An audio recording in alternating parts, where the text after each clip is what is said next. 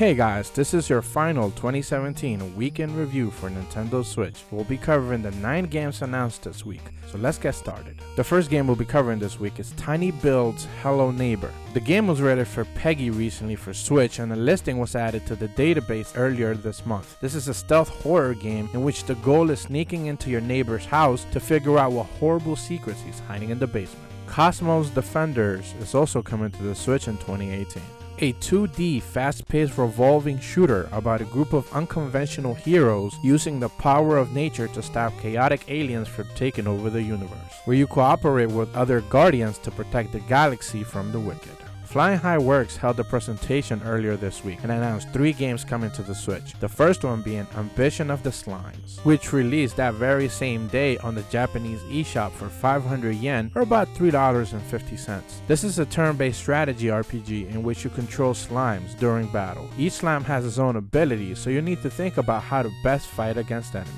Their second announcement is Opus, Rocket of Whispers. This is a direct sequel to The Day We Found Earth, which released on the Switch about a month ago. It's a third-person adventure that takes place in a snowy post-apocalyptic wilderness of an unknown world many years in the future. And their third announcement was Ninja Striker, which is a direct sequel to the 3DS game Ninja Smasher, but all we got was a logo screen. D3 Publisher, a division of Bandai Namco, announced 2 games coming to the Switch. The first one being The Man of Yoshiwara Kikuya. This is a visual novel series and a romance game for women, or at the very least, that's the perceived audience. It released on Steam early last year. And their second announcement was The Man of Yoshiwara Ogiya, which is a direct sequel to your aforementioned Kikuya. But do keep in mind that neither of these games are voice acted, and from what I've gathered, they have pretty rough translations.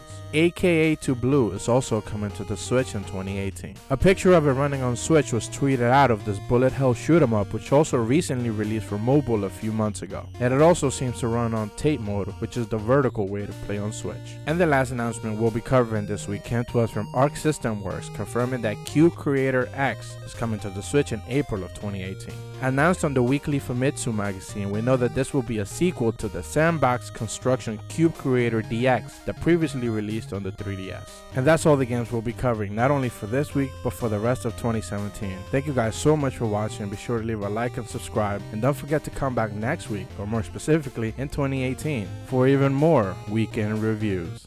See ya.